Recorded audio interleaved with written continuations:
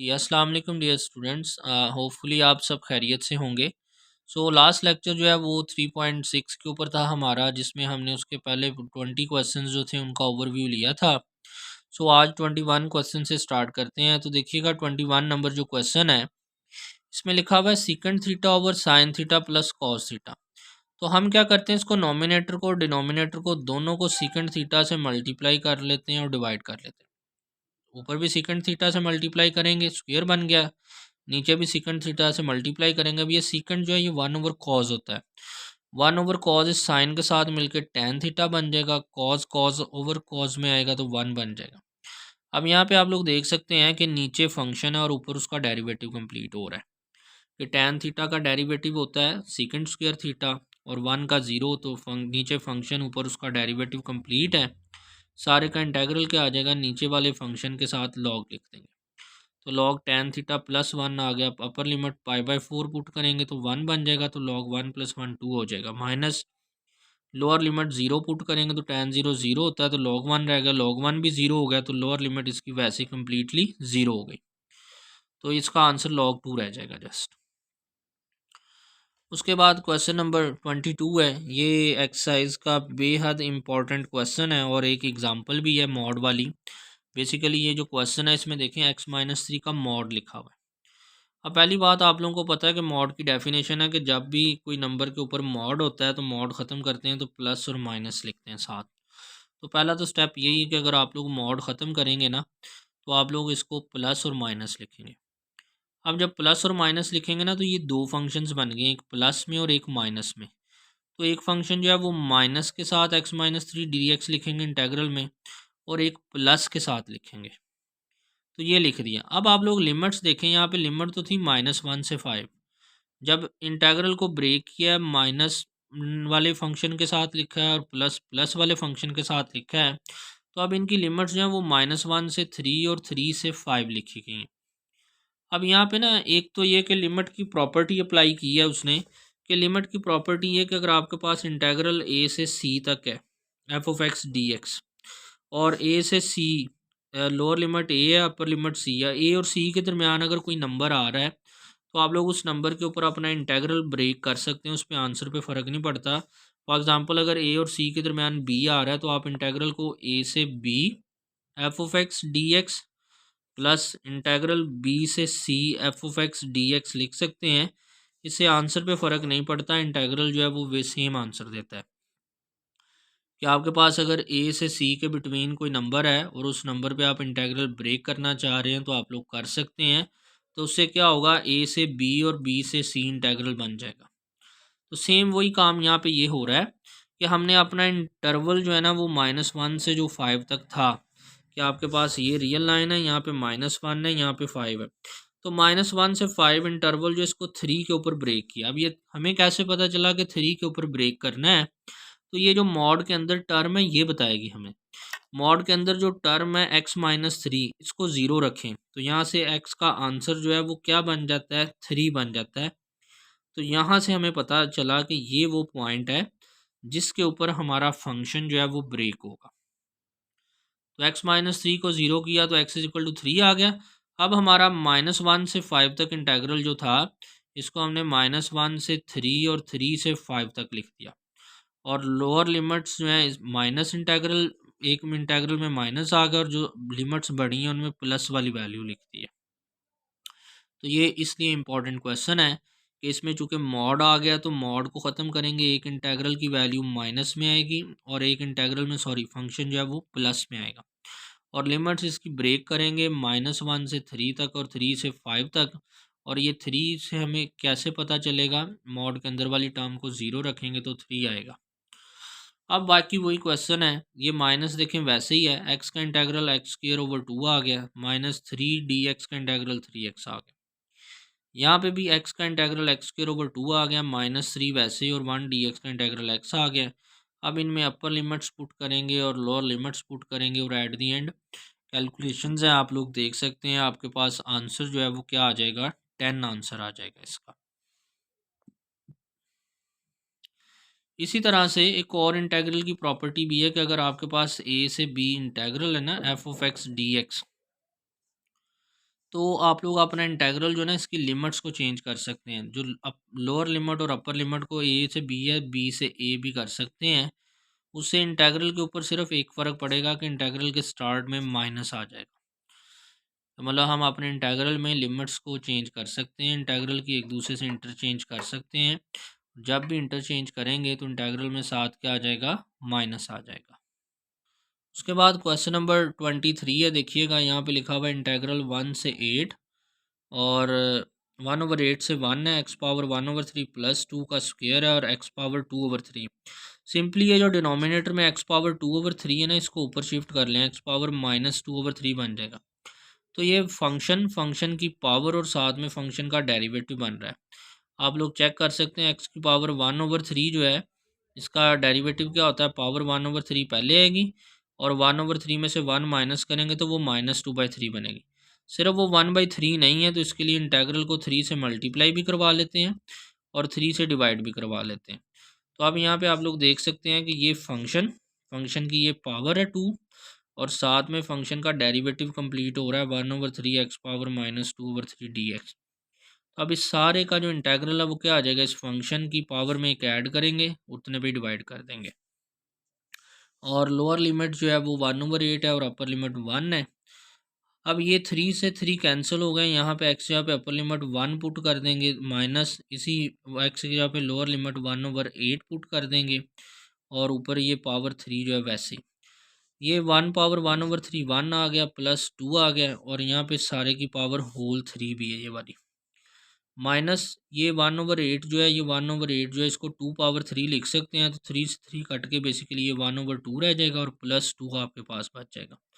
और ये 2 + 1 3 power 3, 3 power 3 जो है 27 और ये 5/2 पावर 3 5 125 होता है, 2 पावर 3 8 होता है। तो इन दोनों टर्म्स का एलसीएम लें तो 91/8 आंसर आ गया। उसके बाद क्वेश्चन नंबर 24 बेहद आसान क्वेश्चन, एक इम्प्रॉपर फ्रैक्शन है। इस पे लिखा हुआ है x² -2/x+1, नीचे पावर 1 है ऊपर 2 है, हम इसको डिवीजन कर सकते हैं। तो डिवीजन करके देखें, इसको लिख सकते हैं x-1 -1/x+1। अब इनका इंटेग्रल ले लें, x dx का इंटेग्रल सेपरेट कर दें, -1 dx का इंटेग्रल सेपरेट और 1/x+1 dx का इंटेग्रल सेपरेट। x का इंटेग्रल आ गया x²/2, 1 dx का इंटेग्रल x आ गया और ये नीचे फंक्शन ऊपर इसका डेरिवेटिव कंप्लीट है तो log x+1 आ जाएगा। तो अब इस सब को इंटीग्रेट कर लें और अपर और लोअर लिमिट्स पुट कर लें, करने के बाद कैलकुलेशंस आप लोग कर लीजिएगा, तो आप लोग देखेंगे कि आपका आंसर जो है वो 2 - log 2 आ जाएगा। तो यही इसका आंसर है, तो इसको आप लोग देख लीजिएगा और अंडरस्टैंड कर लीजिएगा और होपफुली आप लोग जो है इसका सॉल्यूशन जो है वो इजीली अंडरस्टैंड कर लेंगे। इसके बाद क्वेश्चन नंबर 25 देखिएगा, ये क्वेश्चन नंबर 25 में देखें, ये नीचे x-1 और x² + 1 है ना, जब इन दोनों फैक्टर्स को मल्टीप्लाई करेंगे तो ये टर्म बन जाएगी डिनोमिनेटर में x³ - x² + x-1। तो बेसिकली ये नीचे फंक्शन है और ऊपर उसका डेरिवेटिव कंप्लीट हो रहा है। तो इस सारे का इंटेग्रल जो है नीचे वाले फंक्शन के साथ जस्ट लॉग लिख देंगे, तो यही आसान सा सोल्यूशन है। अब अपर लिमिट में x की जगह पे हर जगह पे 3 पुट करेंगे, 3 पावर 3 3 पावर 2 3 और -1 और माइनस लॉग के साथ 2 पावर 3 2 पावर 2 प्लस 2 और -1। तो एट दी एंड आंसर आपके पास क्या आ जाएगा, log 20/5 which is equal to log 4।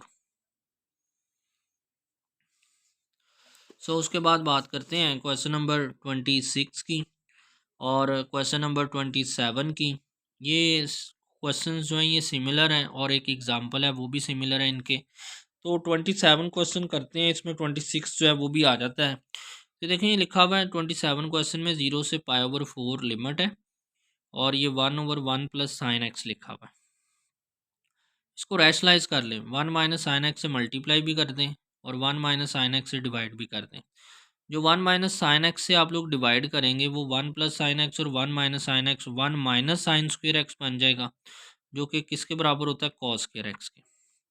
अब ये 1 को cos² x के नीचे सेपरेट लिख दें, साइन को cos के नीचे और डॉट cos जो है वो सेपरेट लिख दें। तो ये 1/cos² x sec² x बन गया और एक sin/cos जो है वो tan बन जाएगा, एक 1/cos जो है वो secant बन जाएगा।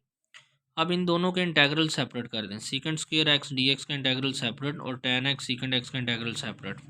सीकेंड स्क्वायर एक्स का इंटेग्रल आ गया टेन एक्स और ये सीकेंड एक्स टेन एक्स का इंटेग्रल आ गया सीकेंड एक्स। अब यहाँ पे अपर लिमिट और लोअर लिमिट पुट कर दें, सीकेंड में भी अपर लिमिट और लोअर लिमिट पुट कर दें, तो एट दी एंड आपके पास आंसर आ जाएंगे ten pi over four minus ten zero और minus second pi over four minus zero, ten pi over four one होता है, टेन ज़ीरो ज़ीरो होता है, second pi over four square root two होता है, सीकेंड ज़ीरो वन होता है, तो ये माइनस माइनस प्लस वन, तो two minus two square root answer इसका आ जाएगा। इसके बाद देखिएगा क्वेश्चन नंबर 28 है, ये लिखा हुआ है जी 3x over four minus 3x। तो जो नीचे स्क्वायर रूट के अंदर टर्म है ना वही ऊपर कंप्लीट करनी है, तो 3x ऊपर है तो लेकिन वो प्लस का माइनस का चाहिए, तो इंटेग्रल को बाहर और अंदर माइनस से मल्टीप्लाई करवा दें।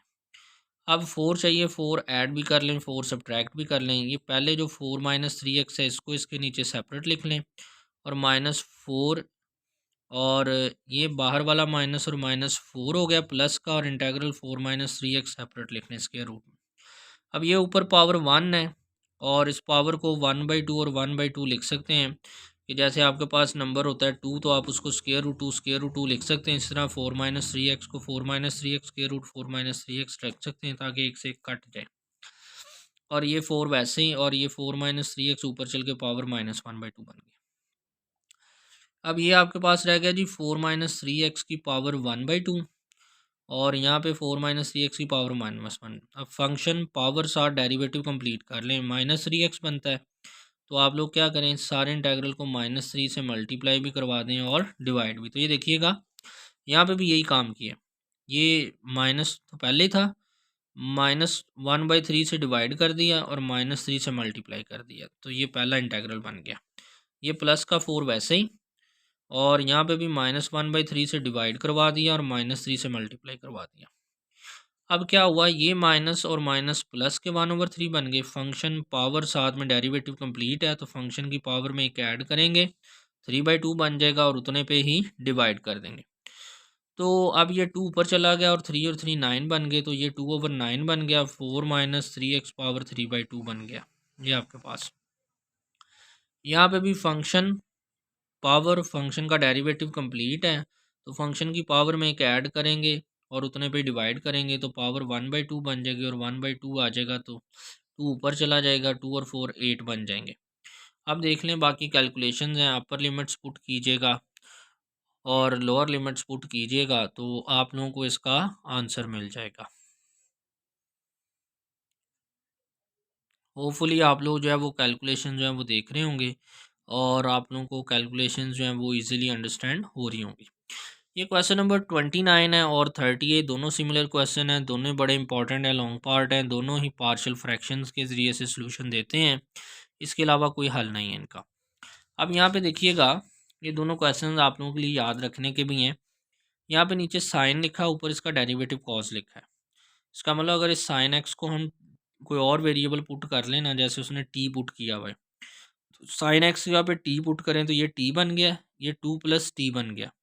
अब इंटीग्रेशन में जब भी कोई सब्स्टिट्यूशन करते हैं साथ उसका डेरिवेटिव लेते हैं, तो साइन एक्स का डेरिवेटिव आ गया कॉज एक्स डी एक्स और टी का आ गया डी टी। तो ये कॉज एक्स डी एक्स ऊपर लिखा हुआ है, इस कॉज एक्स डी एक्स जगह पे डी टी आ जाएगा, यहाँ पे टी आ जाएगा, डॉट 2 + टी आ जाएगा। अब हमने अपना क्वेश्चन जो है ना सारे का सारा वो एक्स वेरिएबल से टी वेरिएबल में लेके चले गए हैं, तो ये हमारी जो लोअर और अपर लिमिट है ये भी एक्स वेरिएबल के रिस्पेक्ट से है। अब हमें इन्हें टी के रिस्पेक्ट से लेके जाना है, तो वो कैसे बनेंगे, देखें हमने जो सब्सटीट्यूशन की कि साइन एक्स को टी पुट कर दें, यहाँ पे इस एक्स की जगह पे लोअर लिमिट पुट करेंगे ना π/6, तो साइन 30 बनता है 1/2। इसका मतलब जो है वो नई लिमिट जो है π/6 की जगह पे आपके पास क्या आ जाएगा, π/2 आ जाएगा।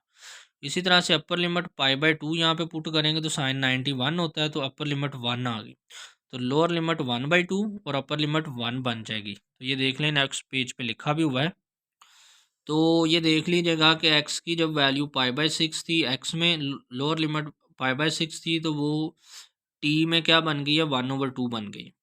तो ये हमारा जो सारा इंटेग्रल था एक्स वेरिएबल में वो अब टी वेरिएबल में ये बन गया।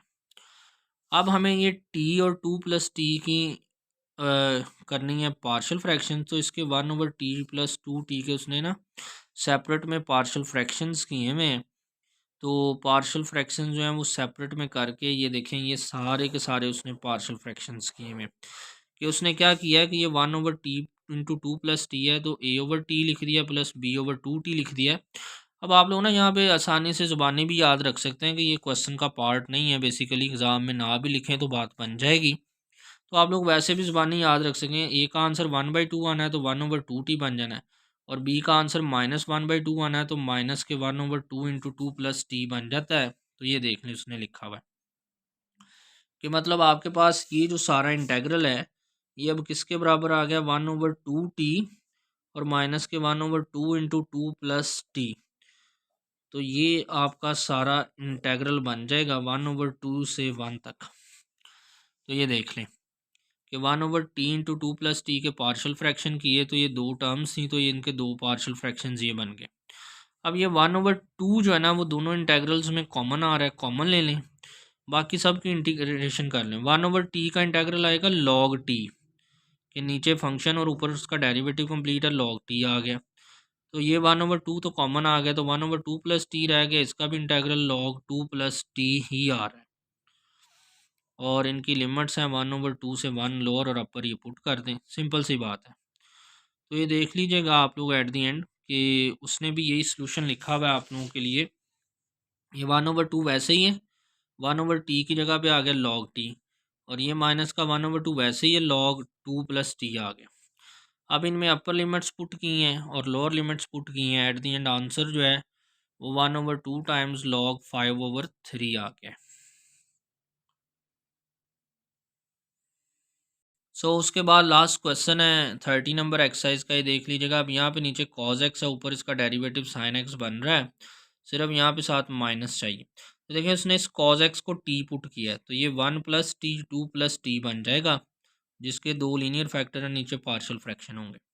अब देखें cos t x को t पुट किया तो दोनों का डेरिवेटिव लें, cos x का sin x dx आ गया, और इधर dt आ गया। cos का डेरिवेटिव होता है माइनस साइन t, तो यहाँ पे minus sine x d x आना है, और यहाँ से साइन एक्स डी एक्स जो है वो इक्वल आ जाएगा माइनस डी टी के।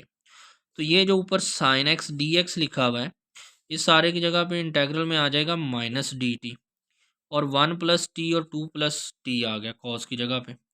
अब हमारा क्वेश्चन जो है वो एक्स वेरिएबल से टी वेरिएबल में चला गया, तो हमारी लिमिट्स भी ऑब्वियसली जाएंगे। अब हमने जो सब्सटीट्यूशन की है cos x = t, तो ज़ीरो वैल्यू पुट करें, x में cos 0 1 होता है, तो लोअर लिमिट 1 बन गई, और x की जगह पे π/2 पुट करें, cos 90 0, तो t की वैल्यू 0 आ गई। तो ये देख लें x 0 पुट किया है तो t का आंसर 1 आ गया, x π/2 पुट किया है तो t का आंसर 0 आ गया। तो लोअर लिमिट जो है वो 1 बन गई, अपर लिमिट जो है वो 0 बन गई। अब यहाँ पे ये लिमिट की प्रॉपर्टी भी लिखी हुई है एक, जो मैंने पहले भी बताई थी, इंटेग्रल की सॉरी प्रॉपर्टी, कि हम लोअर और अपर लिमिट को जब भी इंटरचेंज करेंगे तो इंटेग्रल के बाहर माइनस आएगा। तो ये देखिए नई लिमिट्स में छोटा नंबर ऊपर है, बड़ा नंबर नीचे है, जब हम इनको एक दूसरे से इंटरचेंज करेंगे तो इंटेग्रल के बाहर माइनस आएगा, वो माइनस इस डी टी वाले माइनस को क्या कर देगा, प्लस कर देगा। तो यही उसने काम किया है कि वो माइनस जो था वो उसने प्लस बना दिया, और यहाँ पे लिमिट्स जो हैं वो 1 आनी थी और यहाँ पे 0 आनी थी। अब ये 1/1 + t.2t जो है ये आपका इंटेग्रल है, इसको आपने वैल्यूएट करना है। तो ये भी इसका इंटेग्रल कोई नहीं जब तक इसके पार्शियल फ्रैक्शन ना करें। तो ये 1/t और प्लस टी और 2 + t के उसने ये इंटेग्रल में सेपरेट में ना पार्शियल फ्रैक्शंस किए। तो ये भी आप लोग ज़बानी याद रख सकते हैं, ए का आंसर जो है ना वो 1 आता है और बी का आंसर -1 आता है। तो 1/1 + t और माइनस के 1/2 + t, ये इसके दो पार्शियल फ्रैक्शंस बनते हैं। तो ये देख लें, तो ये पार्शियल फ्रैक्शन जब इस सारे की जगह पे यहाँ पे आप ये 1/1 + t और माइनस के 1/2 + t, अब इनका इंटेग्रल्स क्या होंगे, वही बात, दोनों का इंटेग्रल सेपरेट कर लिया उसने, 1/1 + t का भी और 1/2 प्लस, नीचे फंक्शन ऊपर डेरिवेटिव, नीचे फंक्शन ऊपर डेरिवेटिव, दोनों का इंटेग्रल लॉग के साथ आ गया, और एट दी एंड देखें log 4/3 जो है इसका आंसर आ गया है। जी अब इसी एक्सरसाइज की ना कुछ एग्जांपल्स हैं, ये लाजमी कर लीजिएगा। जैसे ये एग्जांपल नंबर 1 है पेज 157 पे, सिंपल इंटीग्रेशन करनी है और फंक्शन में लिमिट्स पुट करनी है तो आंसर आ जाएगा। इस तरह से ये वाला इम्प्रॉपर फ्रैक्शन है x square plus one over x plus one है। आप लोग पहले इसकी डिवीजन करेंगे और डिवीजन करके आपके पास यही आ जाएगा x minus one two over x plus one. Integrate करेंगे, ये आंसर आ जाएगा। अपर और लोअर लिमिट्स पुट करने के बाद ये आंसर आ गया 1/2 प्लस 2 लॉग 3/2। उसके बाद एग्जाम्पल नंबर 2 का पार्ट 1 है। ये देखिएगा, ये भी इम्प्रॉपर फ्रैक्शन है, ऊपर पावर 3 है नीचे पावर 2 है। तो इसको भी डिवाइड करेंगे, जब डिवाइड करेंगे तो उसका आंसर आएगा x plus one over x square plus 9। तो एक्स का इंटेग्रल आ गया एक्स स्क्र ओवर 2, और ये 1 ओवर एक्स स्क्र प्लस 9 जो है, ये 9 को 3 पावर 2 लिख सकते हैं। तो ये अगेन वही बनेगा 1/a tan inverse x over a. अब ये फार्मूला लिख भी दिया उसने। तो अब ये इनके ऊपर अपर और लोअर लिमिट्स पुट करेंगे तो एट द एंड आपके पास ये आंसर आ जाएगा 3/2 प्लस पाई/18। सेकंड पार्ट है, इसमें लिखा हुआ है सीकेंड x into सीकेंड x plus ten x. Obviously सीकेंड को सीकेंड से मल्टीप्लाई करेंगे स्क्वेयर बन जाएगा सीकेंड x ten x. Secant square x का इंटेग्रल क्या आ जाएगा आपके पास, टेन एक्स। और ये सीकेंड एक्स टेन एक्स का इंटेग्रल जो है वो सीकेंड एक्स आ जाएगा। इनमें अपर और लोअर लिमिट पुट करें, इसमें भी अपर और लोअर लिमिट्स पुट करें तो आपके पास ये आंसर स्क्वायर रूट 2 में आ जाएगा। ये वही क्वेश्चन नंबर 26 और 27 के सिमिलर है। 27 में सिर्फ यहाँ पे 1 प्लस साइन एक्स लिखा था, यहाँ पे 1 माइनस साइन एक्स लिखा है। वही रैशनलाइज करेंगे, 1 प्लस साइन एक्स से मल्टीप्लाई डिवाइड करेंगे, नीचे ए माइनस बी ए प्लस बी, तो 1 minus sine square theta cos square theta बन गया। 1 को कॉस स्क्वायर थीटा के नीचे सेपरेट लिखेंगे तो ऊपर चल के सीकेंड बन जाएगा। साइन को एक कॉस के नीचे लिखेंगे टैन बन जाएगा, और एक 1 ओवर कॉस सीकेंड बन जाएगा। तो ये देख लीजिएगा, ये सारे का सारा इसका सोल्यूशन लिखा हुआ है as it is. Again mod वाला क्वेश्चन है, एग्जांपल है, बड़ी इंपॉर्टेंट है। वही जब मॉड ख़त्म करेंगे एक्स का तो एक प्लस में आएगा एक माइनस का। इसका मतलब माइनस वाला इंटेग्रल जो है वो सेपरेट लिखेंगे। ये देखें, उसने लिखा हुआ ये एक्स वैसे ही, और प्लस माइनस के एक्स की वैल्यू, और इसी तरह से यहाँ पे एक्स और ये प्लस एक्स की वैल्यू। अब इसकी लिमिट्स जो है -1 से 2 तक थी, उसने कहाँ पे ब्रेक की है, -1 से 0 और 0 से 2। और ये हमें कैसे पता चला, तो ये मॉड के अंदर जो नंबर एक्स है इसको ज़ीरो किया, तो यहाँ से एक्स का आंसर 0 आ गया। इसका मतलब -1 से ब्रेक होना इंटरवल 0 तक और 0 से 2 तक। ये तो एक्स से एक्स कट के तो वैसे ही 0 इंटेग्रल हो गया, इसको छोड़ दें। और ये एक्स और एक्स 2x बन गए, 2 बाहर लिख लें, एक्स का एक्स स्क्वायर ओवर 2 बन गया। इंटीग्रेशन 2 से 2 कट गया, तो एक्स स्क्वायर में अपर और लोअर लिमिट पुट करें, आंसर आ जाएगा आपके पास। उसके बाद एग्जांपल नंबर 7 है, इंटीग्रेशन बाय पार्ट्स करेंगे एक्स कॉज एक्स की। X sine x plus cos x answer आ गया, इसमें अपर और लोअर लिमिट पुट करेंगे तो you will get your answer. Similarly example number 8 x log x, again integration by parts. Practice से आप लोगों के लिए 3.4 में ऑलरेडी क्वेश्चन किया हुआ है। तो एक्स लॉग एक्स का आंसर ये आ गया, इसमें अपर और लोअर लिमिट पुट करेंगे तो आंसर 1/4 ई स्क्वायर ओवर 4 आ जाएगा। अब उसके बाद बात करते हैं इसके क्वेश्चन नंबर 9 की। क्वेश्चन नंबर 9 ये MCQs हैं, देख लिया उसने ना। -2 से 1 एफ ऑफ एक्स जो भी इंटेग्रल है ना, इसका आंसर बताया हुआ 5R है। 1 से 3 एफ ऑफ एक्स जो भी इंटेग्रल है, इसका आंसर बताया हुआ 3R है। और -2 से 1 जी ऑफ एक्स डी एक्स जो भी इंटेग्रल आ रहा है, इसका आंसर बताया हुआ है 4 है। अब वो कह रहा है जी evaluate the following definite integrals, के -2 to 3 f of x d x किसके बराबर है। अब देखें, उसने गिवन किया हुआ -2 से 1 तक की वैल्यू और 1 से 3 तक की वैल्यू। तो ये -2 से 3 पूछ रहा है, तो हम अपने इस इंटरवल को ब्रेक कर लेते हैं कि -2 से 3 f of x d x जो इंटेग्रल है उसको ब्रेक करके लिख लेते हैं -2 से 1 F of x d x और +1 से 3 एफ ऑफ एक्स डी। इसकी वैल्यू 5 गिवन है ऊपर क्वेश्चन में, और इसकी वैल्यू 3 गिवन है, तो 5 + 3 आंसर 8 आ गया। इसी तरह सेकंड में -2 से 1 2 F of X plus 3 G F X की वैल्यू पूछ रहा है। पहले तो इनका इंटेग्रल सेपरेट करें ना, इंटेग्रल एफ ऑफ एक्स का सेपरेट होगा 2 इंटेग्रल से बाहर, और इंटेग्रल जी ऑफ एक्स के साथ सेपरेट आएगा और 3 बाहर आएगा। -2 से 1 एफ ऑफ एक्स इंटेग्रल का आंसर क्या गिवन है 5, तो वो 5 2 से मल्टीप्लाई को 10 हो जाएगा। और जी ऑफ एक्स इंटेग्रल का -2 से 1 आंसर क्या है 4, 4 3 से मल्टीप्लाई होकर 12 हो जाएगा।